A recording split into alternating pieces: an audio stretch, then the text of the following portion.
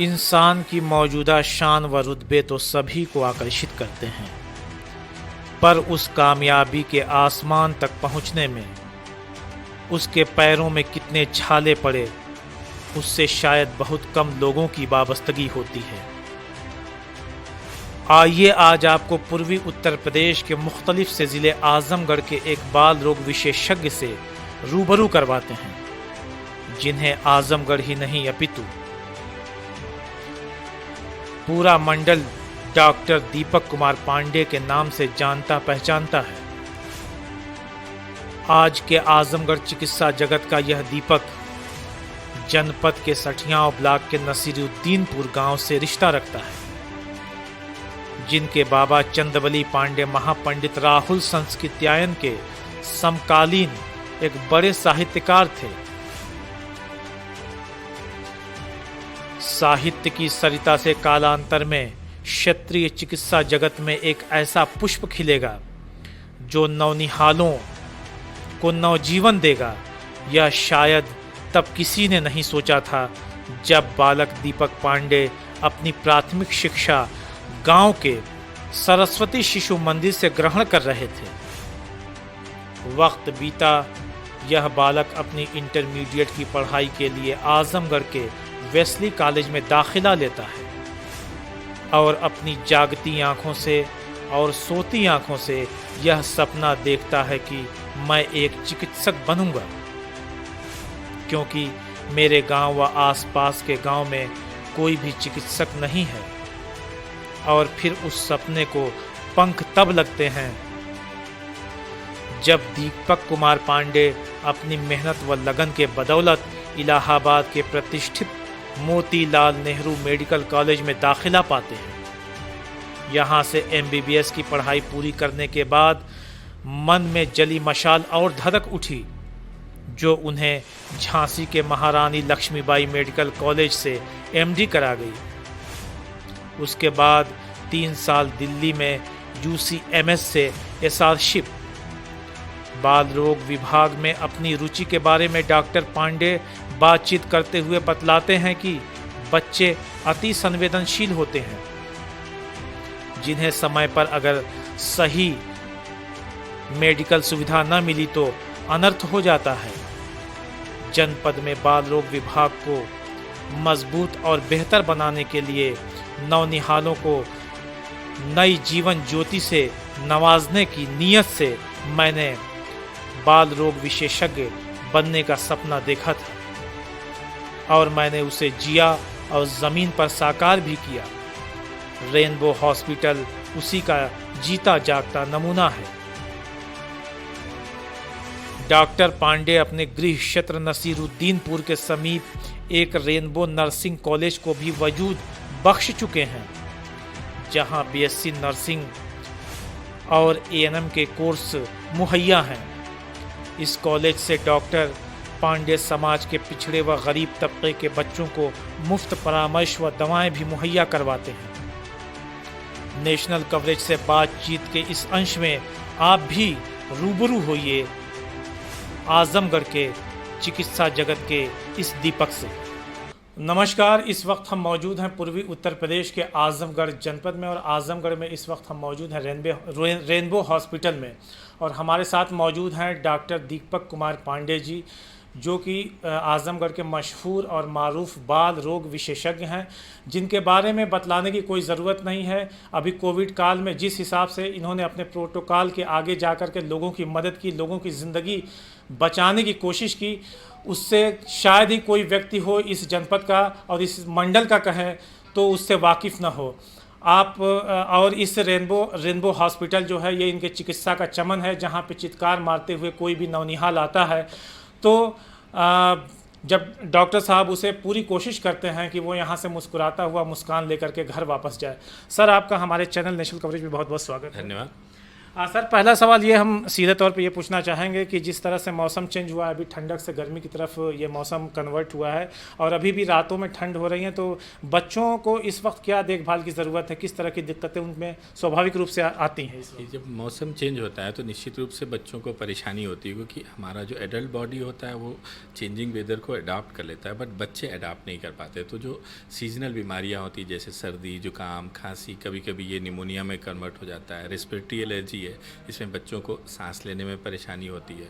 कुछ बच्चों को लूज मोशन हो जाता है, तो लूज मोशन, डायरिया, और अभी थोड़ी दिन बाद जब गर्मी थोड़ी बढ़ती है तो वायरल इंसेफ्लाइटिस, मेनिंजाइटिस, दिमागी बुखार, इन सब के प्रकोप आ जाते हैं। अभी मच्छर आना शुरू हो जाएंगे तो मलेरिया है, डेंगू है और साथ में इंसेफ्लाइटिस है, ये सारी चीज़ें आती हैं जो कि इस चेंजिंग वेदर में होती हैं। तो ऐसे मौसम में बच्चों को बचाया जा सकता है, क्योंकि ये बीमारियां सब खतरनाक होती हैं। एक बार हो गई तो बच्चे को चिकित्सा की आवश्यकता पड़ती है, बट अगर माँ बाप घर में ही ध्यान रखें तो इस चीज़ को अच्छे से बचाया जा सकता है। जैसे जब मौसम का जैसे सडन चेंज आप वेदर अवॉइड करना चाहिए। जैसे गर्मी आती है तो लोग कमरे में एसी चलाते हैं, हाल खुला ही रहता है, तो बच्चा तो एक जगह घूमता टहलता रहता है, तो सडन चेंज आप जब टेम्परेचर होता है तो उनको सर्दी जुकाम हो जाती है, रेस्पिरेटरी एलर्जी हो जाती है। तो ये चेंज नहीं होने देना है। बच्चे को एसी वाले कमरे में रखें, तो जब बंद कर दें एसी का टेम्परेचर धीरे धीरे कम होने लगे तब बच्चे को बाहर निकालना होता है। एक तो ये होता है। दूसरा,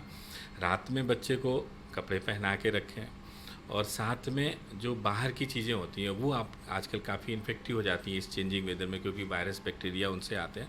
तो बाहर की चीज़ों को ना खाने दें, बहुत ज़्यादा तला भुना अवॉइड करें अगर अच्छा, और साथ में एक डाइट में कोई फ्रूट शामिल करें जिससे बच्चे की इम्यूनिटी बनी रहे। तो ऐसा करने से इन चीज़ों से बचा जा सकता है।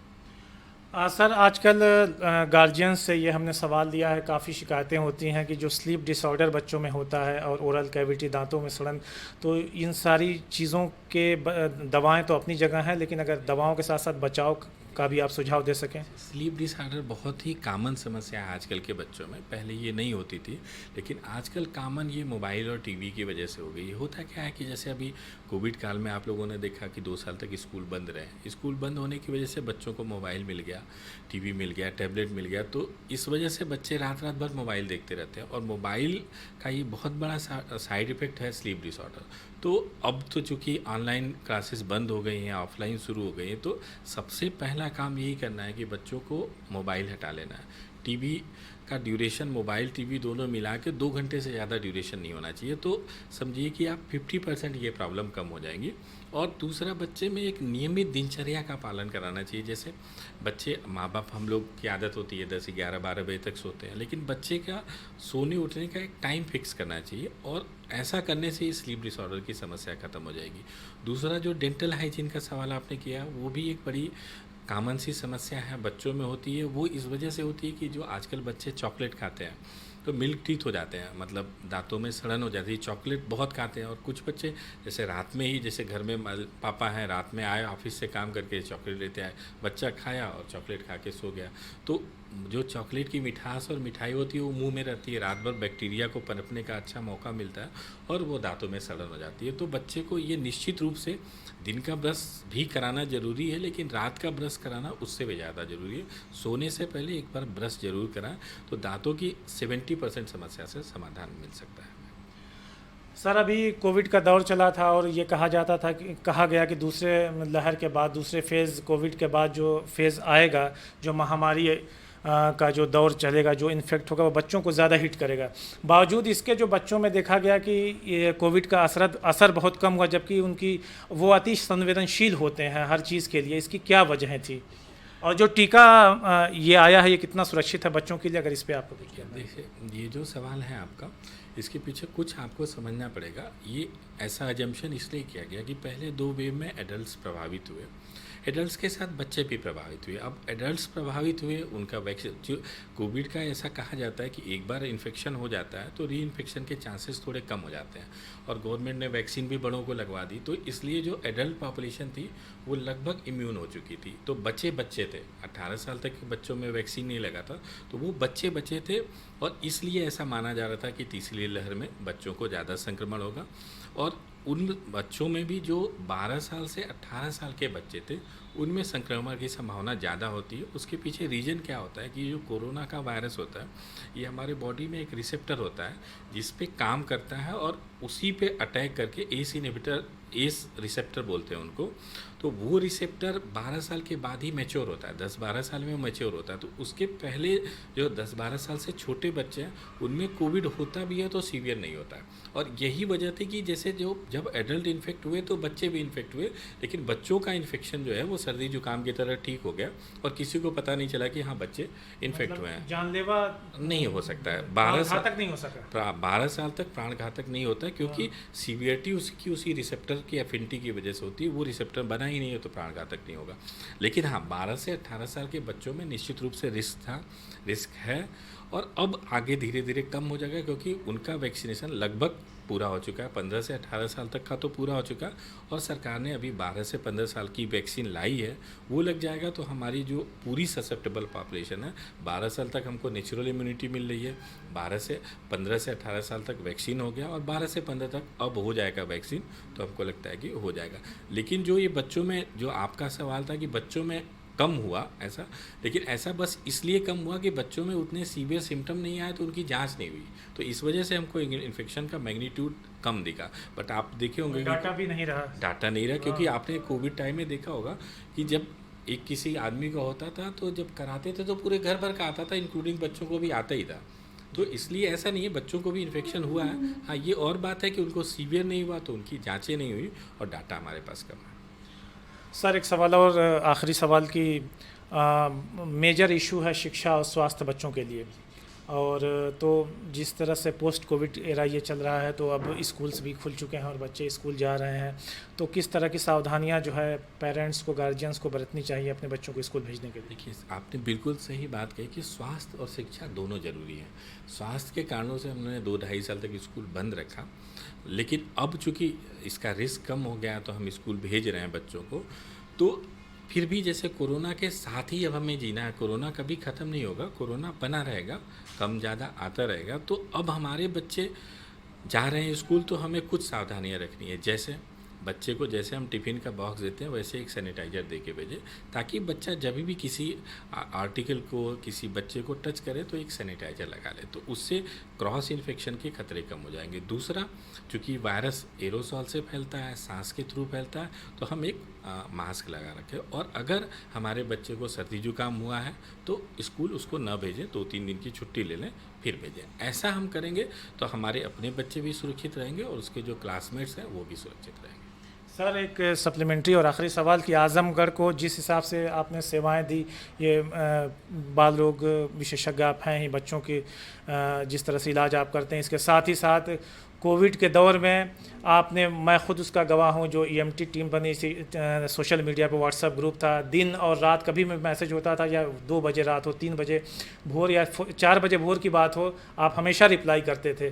तो ये जनपद और ये मंडल आपका ऋणी हमेशा रहेगा, लेकिन आखिर में आप अपने मंडल को, आप अपने जनपद को क्या संदेश देना चाहेंगे? देखिए वो जो समय था एक बुरा समय था, और उस समय हमें, क्योंकि कितने डॉक्टर्स थे जिन्होंने अपनी क्लिनिक्स, अपने हॉस्पिटल्स बंद कर दिए थे, देखना बंद कर दिए, तो उस दौर में भी आपने अपने आप को सारी खतरों के बावजूद बनाए रखा, ये बड़ी बात है। देखिए वो एक बुरा समय था, उसमें हर डॉक्टर अपने अपने स्तर से प्रयास किए, और हम लोगों ने जो प्रयास किया था वो समय की मांग थी और वो करना था। क्योंकि देखिए अगर हम अपनी जिम्मेदारियों से पीछे हटेंगे, ये हमारी नैतिक जिम्मेदारी होती कि हम नॉन कोविड काल में अगर मरीज़ देखते हैं तो कोविड काल में मरीज़ कौन देखेगा? मरीज़ अपना इलाज स्वतः नहीं कर सकता, तो ये हमारी नैतिक जिम्मेदारी थी और उसी का हम लोगों ने निर्वहन किया।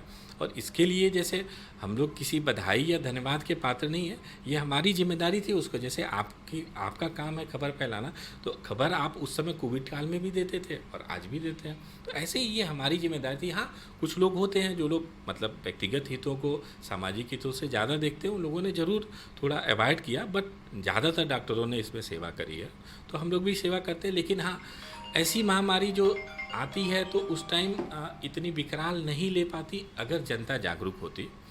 सोशल डिस्टेंसिंग मास्क इनका पालन करती तो इतनी विकराल नहीं हो पाती। तो हमारा बस केवल यही संदेश है कि आगे से इस बात का सदैव ध्यान रखा जाए कि जो भी सरकारी गाइडलाइंस आती हैं कि भाई उनका हम अगर पालन करें तो मतलब ऐसी आपदा आएगी नहीं और हम बचे रहेंगे।